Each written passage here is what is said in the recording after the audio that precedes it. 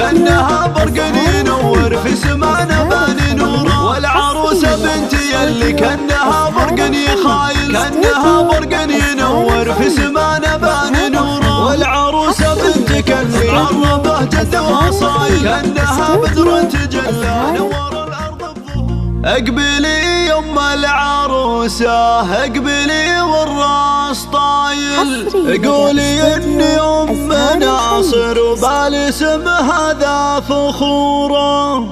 والعروسة بنتي اللي كأنها برق يخايل، كأنها برق ينور في سمانا بان نوره، في سمانا بان نوره.